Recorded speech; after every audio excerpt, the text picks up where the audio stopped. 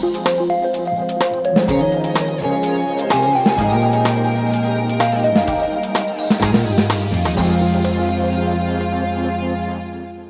today we're going to talk about a population that is very important to Palo Alto, the seniors. And in the coming decades, it's going to only become more important as that population grows.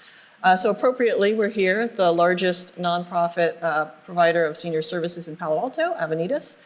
And we're here with President and CEO Amy Andonian. Amy, thank you for being on the show. Thank you for having me. Thank you for welcoming us here into your temporary new digs. Yeah, we're here at Coverly Community Center on Middlefield Road in South Palo Alto. And you've been here for how long? About 2 months. Yeah. We moved in at the end of August, and we were up and running after Labor Day. So yeah, it's been about 2 months now. Yeah, that's been a big move because you've been in downtown Palo Alto forever. Forever, yes. How have things been going since you've moved down here? You know, it's been going really well. So the move itself was pretty smooth overall. We were able to shut down, at the end of our summer session, for 2 weeks so that we could focus on the big move. So the staff, it was all hands on deck, and they did a great job. And we had a great moving crew, and so we got over here and moved in and set up. And we're up and running right after Labor Day. Are you seeing any change in clientele? Are you getting people you've never had before? Yeah, so, for years we've been hearing from folks in South Palo Alto that, it's too far to get to downtown, to the Avenidas programs and services at 450 Bryan Street. So a lot of those folks who, haven't been coming to Avenidas in the past are now coming here to our Coverly site. So we're seeing new faces, but at the same time, we're seeing a lot of the old faces, folks who followed us from 450 Bryan Street to Coverly. So it's a nice mix of new folks and old folks, and it's great to be able to have more of a presence in South Palo Alto. Can I ask about some of the programs and services we're referring to? Because I know that that list has been kind of changing gradually as, the baby boomers' tastes have changed. So what kind of activities do seniors get when they come here? We do a lot. So at our center, we're really focused on health and wellness. So we offer a variety of different health and wellness services, from blood pressure screenings to Reiki to massage, podiatry, you name it. We have different professionals coming in from Palo Alto Medical Foundation and Stanford Hospital to do nutrition workshops and different lectures. So a big focus on health and wellness, which is one of the things that is of particular interest to the baby boomers. They're very interested in how to maintain their health as they age. And then beyond that, folks want to keep their mind healthy and active. So lifelong learning and leisure is a big focus at our center. So we have a huge variety of classes that we offer every single day, everything from language classes to Shakespeare classes, a variety of different It's all like a wine lecture. We have a great wine tasting group that meets every Wine and Shakespeare. Do you have to be a senior to participate? No, you don't. We don't card you. Awesome. But I wanted to ask, given that this space is about half the size, as you mentioned earlier, too, as what you guys had on Bryan Street, were you able to carry all the services over? Are there some things that are suspended? Most of them, yeah. No, the majority of our programs and services came with us to Coverly. We did relocate our computer learning center offerings, so our technology-focused and computer-focused offerings to Channing House, which is in downtown Palo Alto. So our tutoring sessions, our classes and workshops, the majority of those are now taking place over at Channing House. And then we do have a Parkinson's group exercise class that we partner with the YMCA to run, and that has relocated to the Rinconada Library. So we've gotten creative. We've tried to fit as much of the offerings that we possibly can here at Coverly, but it also gave us an opportunity to think beyond our own space and to partner with other groups in the community, to really become what I like to call a senior center without walls, that we can start bringing what we do, at Avenidas out into the broader community. Yeah. I'm glad you mentioned that. One of the things that I've heard about the baby boomer generation is that they're not as inclined to actually come to a senior center. Yes. And that's just a difference in attitude and generational habits. So I was going to ask, how do you prepare for a generation that may not want to come through your doors?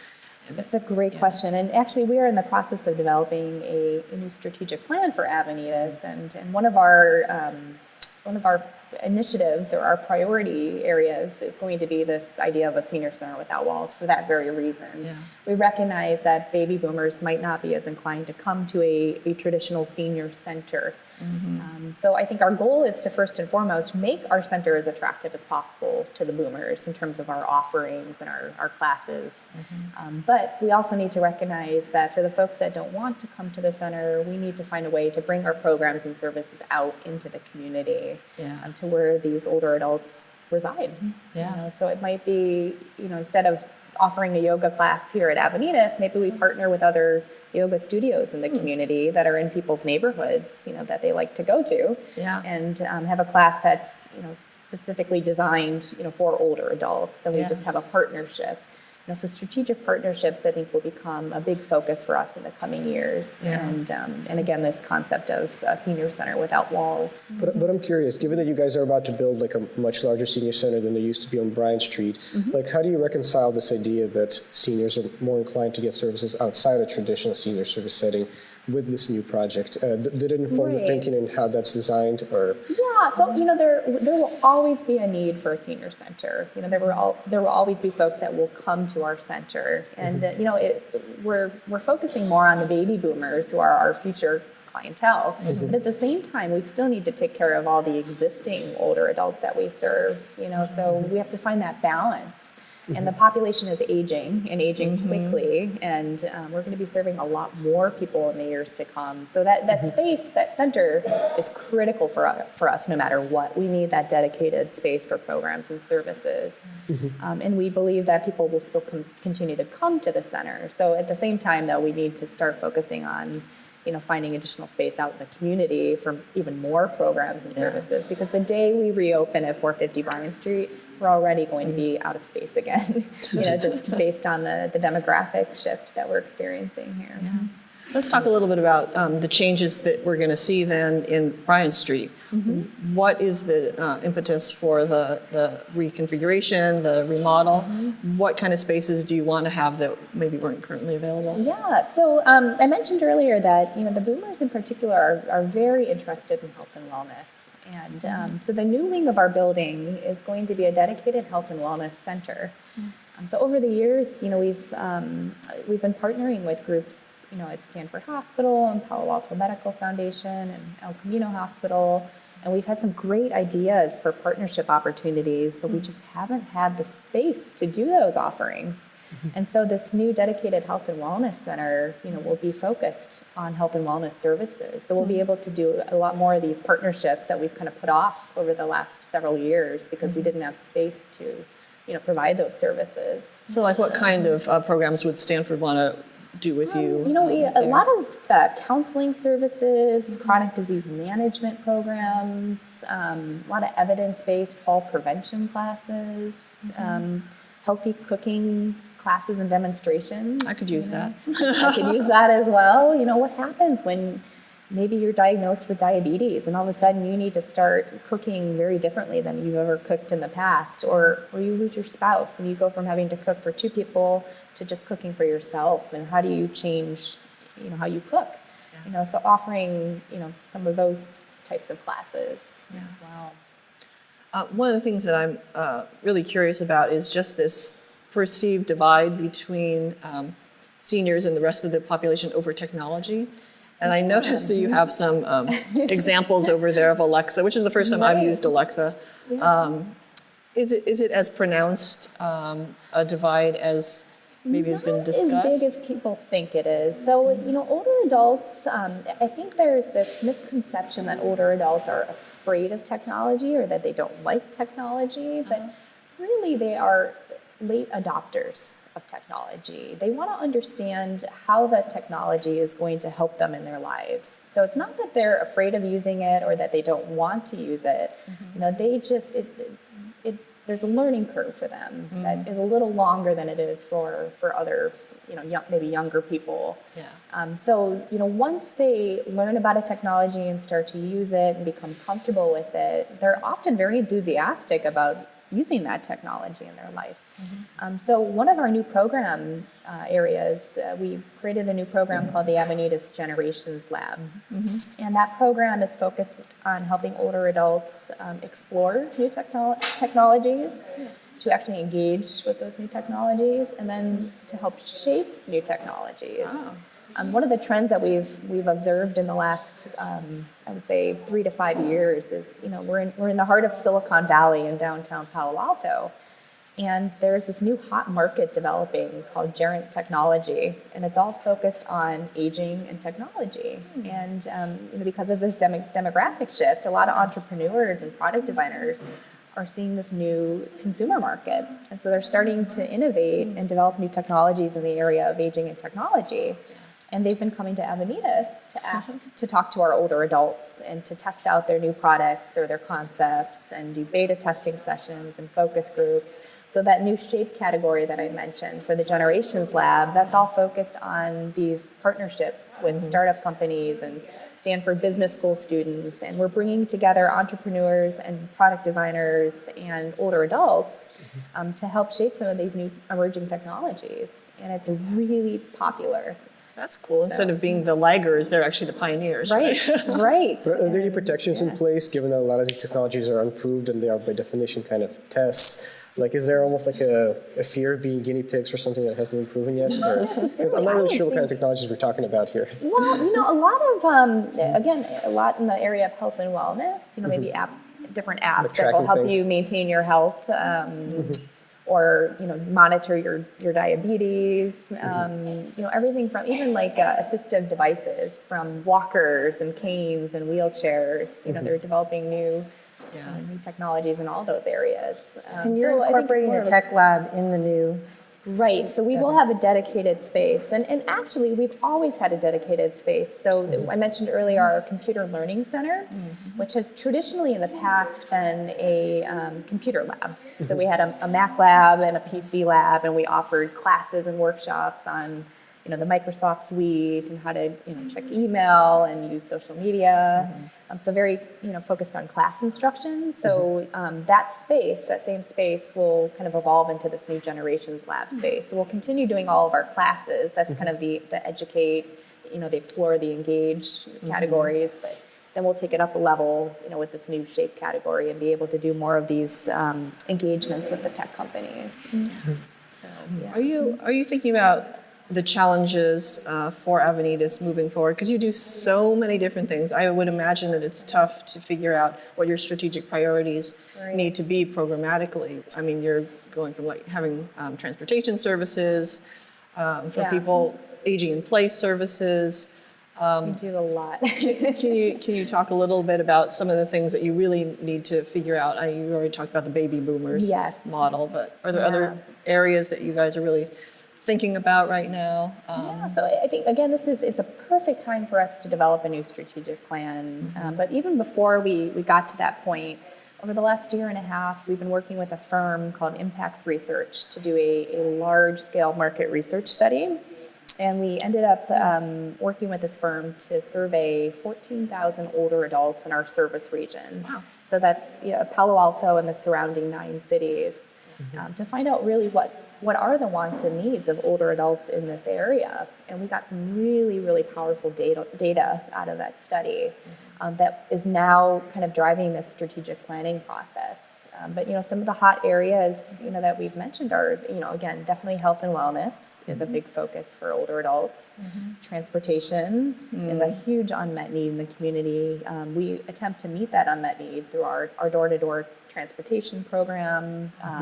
We've engaged recently in a new partnership with Lyft to try to supplement our volunteer drivers for door-to-door. So now if we don't have a volunteer driver available, we're able to partner and schedule a Lyft ride on behalf of our clients. But we can be doing a lot more in the area of senior transportation. So that's, are you imagining shuttles going around town? Yep, we're definitely looking at the opportunity to do a shuttle service in the future. but also working with the city to maybe improve the existing Palo Alto shuttle system. But I wanted to ask about that because even though Avenidas is a nonprofit that's independent of the city, it's very much like a unique nonprofit for the city. It's seen as a critical service because the city doesn't have any other senior centers that it runs. And it contributed towards the new project, the new Avenidas building. So I wanted to ask, in the last few months, we've been hearing council members bring up the idea of maybe having a second senior center in Palo Alto, possibly in the south part of Palo Alto once the new one opens. You've already mentioned a few things that Avenidas is doing to kind of prepare for the larger population, larger building, more partnerships with the community. But I wanted to get your thoughts on whether there's a need for like a second center based on what you're seeing. I would say absolutely, and we would love to have a dedicated space in South Palo Alto. I think we're intrigued to see what happens with the Coverly space here. You know, I think there's been talk about it being rebuilt as a new community center with different nonprofit groups, and if that does happen, we'd be thrilled to be one of those nonprofit partners to provide services on site here at Coverly. And even after we go back to 450 Bryan Street in downtown Palo Alto, if there is the opportunity to hang on to this space here, we would do that. So I think as long as we have the opportunity to stay at Coverly, we will. And if that ends up becoming a permanent second site for Avenidas, that would be great. You know, then we can have a North Palo Alto and a South Palo Alto location. And short of building a new building, is there anything else that you think the city council should be doing or should be doing better in terms of supporting its senior population? You know, I think, again, I mentioned transportation is a big one. So that shuttle system, when it finally shuttle comes out, that's going to really help. Right, and we are working with the city. They're, it's part of the Healthy City, Healthy Community initiative. There's a group of us working on making Palo Alto an age-friendly community, and transportation is one of those priority areas. So city staff are very involved in that effort. So I'm optimistic, you know, that the city can play a big role in helping to shift things in a positive way. But I think also housing is the other big area. Affordable housing for older adults. Affordable housing in general is a challenge in Palo Alto, but you know, housing is, Avenidas does not provide housing, you know, but we have heard consistently from our members and the older adults that we serve over the years that finding affordable housing in Palo Alto is really difficult. Maybe older adults live in their homes, but they want to downsize. You know, there's just nowhere to go. There's nowhere that they can move to, you know, so I think having more affordable housing options in Palo Alto, you know, would be a huge benefit to older adults in particular. So one of the things that kind of occurred as you were planning your new 450 Bryant was, of course, the split with La Comida. And there was a bit of back and forth over whether or not they would return with you when you moved back. Were you surprised at all at the kind of the length of time it took to kind of discuss that and to come to some sort of solution at this point? That's a good question. You know, I think we knew from the very beginning, you know, that space was going to become smaller, you know, because of, you know, the fact that our building, you know, was built in the 1920s, and there had been very few renovations to the building over the years, so we were grandfathered in with all of our codes. Yeah. And when this project came to fruition, you know, because it's new construction, we had to bring everything up to code. And because of that, you know, the dining room space is going to be impacted. We had to put in an ADA compliant elevator. We had to put in, you know, additional bathrooms. We had to bring up everything to code. Yeah. You know, so that space was going to shrink. But at the same time, that space was already becoming too small for La Comida. So I think there's this challenge of, you know, how do we make that space work for La Comida? And when they decided that it wasn't going to work, you know, that really it was in their best interest to find a larger space somewhere else in Palo Alto. I think we all agreed that was a good thing. Yeah. Because as we mentioned earlier, I think having more space for programs for senior services in general is important. You know, whether it's at 450 Bryan Street or elsewhere in the community. But I think we underestimated the challenge of finding additional space in Palo Alto. Yeah. I'm surprised that there haven't been more churches, or right. the kitchens aren't compatible for some Right. reason. Right. They're currently at Stevenson House. Yeah, and so far from, we've been checking with them, and, their transition's gone well as well. I think the Stevenson House staff have been very supportive, and, they were able to get up and running pretty seamlessly as well. And now we're working with La Comida to figure out how to facilitate transportation for their diners, both between, Avenidas here at Cubberley and Stevenson House, so folks that want to go to lunch, but then come here afterwards for a class or a workshop. So it might end up being a combination of our door-to-door transportation program, providing individual rides to diners, or we're also looking at the possibility of this shuttle service that I mentioned earlier. And La Comida, of course, was a very fixed program that, a lot of people got very habituated towards it and had a lot of goodwill among the people who used it. And it sounds like you guys are kind of shifting away from that kind of program to something more flexible, more of like a cafe, more staggered dining. Can you tell me about what went into that thinking? Because I know that's a little bit controversial among former users of La Comida. Right, yeah. So, when La Comida decided that they were going to relocate, we had to shift our plans. All of a sudden we had this dining room space that was no longer necessarily going to be a dining room. So we started thinking about what could we use that space for, if it wasn't going to be used by La Comida. And we decided that we might have the opportunity to introduce a cafe, because staff and the other Avenidas clients felt strongly that it was desirable to have some type of food service at 450 Bryan Street. So we thought a cafe would be a great idea, but that space was too large, to actually put a cafe in there. So we kind of switched things around, but then started thinking about what this cafe could be. And we started looking at models throughout the country in the area of senior nutrition. And one of the models that has really gained a lot of traction across the country is the Matter Cafe model that came out of Chicago. And it's a different approach to senior nutrition. It's a cafe, with other services in conjunction with the cafe service. So it might be nutrition classes or healthy cooking classes or pop-up trivia and events, that happen within that cafe space. So people come for the food, but they stay for additional offerings. And Quiz we really night and were wine intrigued by tasting? that. Quiz night. We might even do the wine tasting too in that space. But we thought that type of flexibility, you could do programming, you could provide a food service. We liked the option of being able to provide food throughout the day, so that if you wanted to come for breakfast, you could come for breakfast. Or if you wanted to grab a cup of coffee in the afternoon with a friend, you could come at 2 o'clock in the afternoon and grab a cup of coffee. So we liked the flexibility that a cafe offered, and we really liked this Matter Cafe model, that has evidence to show that it's been really successful in the different communities where it's been implemented. So I think we've always strived to be a leader in the field of aging, to look at other best practices around the country and to implement them here in Palo Alto. And so we liked the idea of becoming one of the first Matter cafes in California, in Palo Alto. Yeah. So it's a different model, but I've said repeatedly that I think there are opportunities to do different models in the area of senior nutrition in Palo Alto. So there will always be a need for the La Comida lunch program, and that will continue to operate. We'll continue to partner with La Comida, but at the same time, we have an opportunity to introduce a new model and serve even more people. So for me, it's a win-win. We're providing a higher level of service to more older adults in the community and offering more choice and flexibility, which is really what people want as they age. They want choice and they want flexibility. So in the minute that we have left, maybe you can bring us up to date on the Bryant Street building project. You've broken ground, correct? We have. So we broke ground in early September. We had a small, intimate groundbreaking ceremony with local dignitaries and our donors. And literally the next day we broke ground. So we had the construction crew come in, and at this point we're about a week away from the demolition work being completed. So it's a full construction zone out there.